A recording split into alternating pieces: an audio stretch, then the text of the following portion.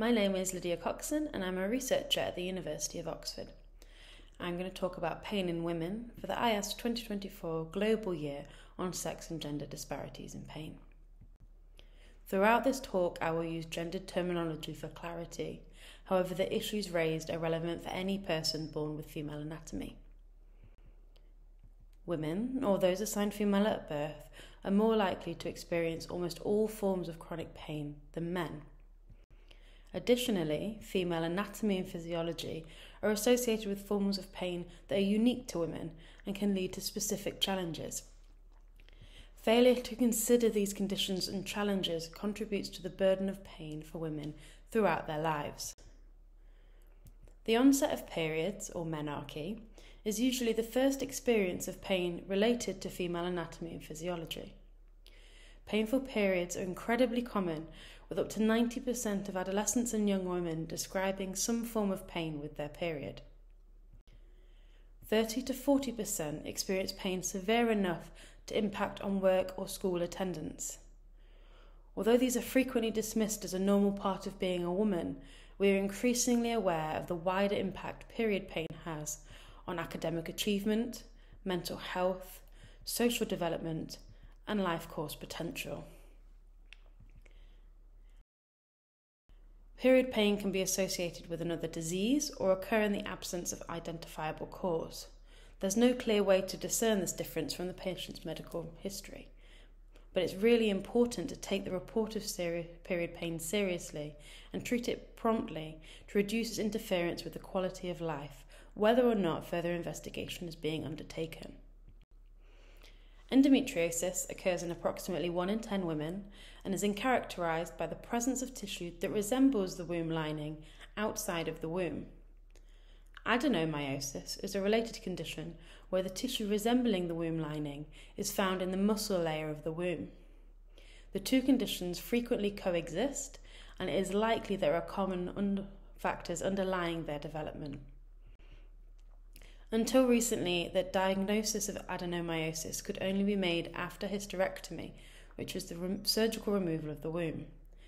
Therefore, our understanding of the disease and its associated symptoms, particularly in younger women, is relatively limited. However, it is likely that adenomyosis explains much of the heavy bleeding that is seen with period pain. Endometriosis is commonly associated with other types of pelvic pain, including non-cyclical pain, pain with sex, pain with bowel opening, and pain with bladder emptying. However, it is well established that these pain symptoms described by those with endometriosis do not necessarily relate to the location or severity of disease. For example, those with mild disease can have disabling pain, and those with severe disease may have none or minimal pain. In addition to pelvic pain, many women describe other symptoms such as fatigue and poor mental health, as well as other pain conditions like migraines and fibromyalgia, and other autoimmune or inflammatory diseases like asthma or rheumatoid arthritis. The complex and varied presentation of endometriosis, in combination with the lack of non-invasive diagnostic tests, contributes to the well-established diagnostic delay of 7 to 11 years across the developed world. This means that those with endometriosis-associated pain will meet the definition for chronic pain, so pain that's more than 3 months, long before they gain a diagnosis. Research in this area recently has led to the reconceptualization of endometriosis. Rather than thinking of it as purely a pelvic disease, it's now thought of as a whole systemic disease that involves the whole person rather than just the pelvis. Hormone therapies that stop or reduce periods, such as contraceptive pills, menopause injections, and intrauterine systems that release progesterone, are often useful in treating period pain, but the symptoms almost always return upon cessation of the therapy. These therapies are also recommended for adenomyosis and endometriosis. Surgery is another treatment option. Unfortunately, approximately 50% of women will still have pain after surgical and/or hormonal treatment. Despite the increasing awareness that a more multidisciplinary approach for the management of endometriosis pain is needed, There is still relatively little clinical trial data supporting these approaches, and they remain unavailable to many women.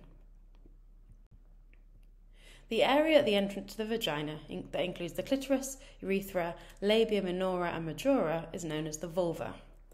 Pain in the vulva is common, yet studies suggest that only 60% of women who report chronic vulvar pain seek treatment, and approximately half of those never receive a diagnosis. Vulvar pain can be caused by specific disorders, including infections or inflammatory diseases, in which case treatment is directed towards the underlying cause. However, it can also occur without any identifiable cause. Now, there are two terms for this which are used: vulvodynia and primary vulval pain syndrome. In vulvodynia or vulval pain syndrome, pain can occur spontaneously or with touch situations, so during sexual activity, prolonged sitting, or tampon insertion, for example. This can also be broken down into localized or generalized, depending on where the pain is experienced. 13 to 16% of women will experience vulvodynia, and while it is most common in younger women, it can also persist or develop into postmenopause. It reduces the quality of life and reduces the sexual satisfaction of women and their partners, and often presents a significant economic burden. Treatment options suggested for vulvodynia include pelvic floor physical therapy, psychological interventions, pharmacological therapy, or a combination of those. Breast pain is common in women and also in male to female transgender people after hormonal treatment.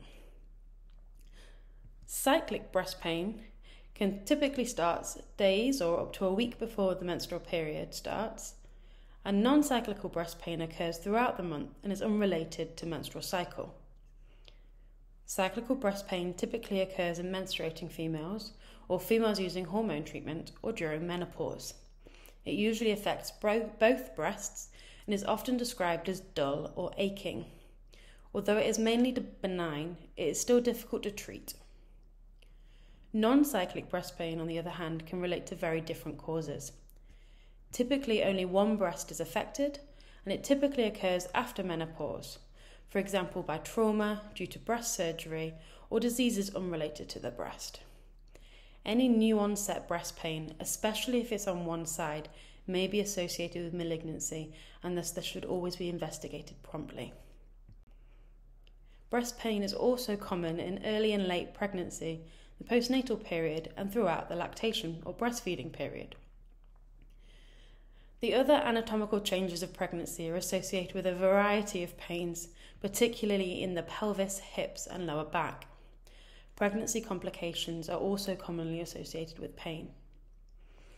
Antenatal care and education thus highlights the need to pay attention to and act on pain, which is perhaps in contrast to the message usually given to women that pain is to be tolerated. Although the experience of pain is in many ways similar across sexes and genders, there are some specific challenges for women. Pelvic pain is a huge problem, accounting for approximately 20% of gynecological consultations, as well as many with other secondary care specialists and primary care physicians. Pelvic pain is frequently visceral in origin, which is diffuse in character, and typically presents as a dull sensation that cannot be clearly related to one organ. It can be associated with symptoms such as nausea, vomiting, sweating, and is often referred to non-visceral tissues. For example, women with period pain often experience low back and pain radiating into the legs. There is increasing recognition that chronic pelvic pain and urogenital pain conditions rarely occur alone, but are often accompanied by other chronic pain conditions, which can be inside or outside the pelvic area. These chronic overlapping pain conditions, or COPCs, predominantly affect women, resulting in a significantly higher burden and increasing the negative effect of pain on women's lives. They also have really important clinical implications. Women with COPCs are typically seen by healthcare providers in different medical subspecialities for each pain condition. This fragmented approach potentially would be improved with a concerted effort to address the overlapping aspects of the different pain complaints and treat the person as a whole patient. In support of this approach, recent studies have shown that in women with COPCs, the treatment of one pain syndrome may result in the improvement of another COPC as well. Whilst pain has a well-established impact on quality of life, it is important to remember that many of the painful conditions that most commonly affect women will have other life-impacting symptoms as well. For example, endometriosis is commonly associated with infertility. Adenomyosis and period pain are associated with heavy vaginal bleeding. And other pelvic pain conditions and syndromes might be associated with incontinence of both urine and stool, or with urinary urgency, diarrhea, or constipation. Management approaches that do not also take into account these symptoms, which may or may not track with the pain, are unlikely to markedly improve quality of life. Additionally, many female-specific pains are intimate in nature and have societal or cultural taboos, myths, and misinformation, which is important to consider. One major problem in pain research in general, and research related to pain in female-specific diseases in particular, is outcome assessment. Chronic pain is inherently a biopsychosocial disease. However, in most pain-related studies, pain intensity is the primary or only outcome measured, whereas other domains related to psychosocial aspects are much less considered. The outcomes are often not then related to what the patients with the condition or the professionals focusing on the treatment consider important. There is an urgent need to define the most relevant outcomes that should be assessed in clinical trials related to female-specific diseases to develop better outcome measures. Female-specific forms of chronic pain interfere with many areas of life. Thus, holistic, multidisciplinary management approaches, such as those recommended for other chronic pain conditions, are likely to be required for optimum benefit. Pain occurs throughout life for women, and treatment strategies must take life stage into consideration. For example, hormonal therapies will not be appropriate for those who are trying to conceive, while intensive in-person pain management courses may not be feasible for a woman who is already trying to juggle work and a young family. The burden of pain for women is significant throughout their lives. Whilst general approaches to pain may be appropriate, there are many reasons why a sex-specific approach can often be required. Education is key to reducing the pain burden. This includes education of clinicians and researchers on sex-specific factors and pain education as a component of pain management approaches. Perhaps most importantly, education must take place at a societal level to dispel taboos and misinformation around women's health. Only then will it be no longer considered normal and thus acceptable for women to suffer pain. Thank you very much.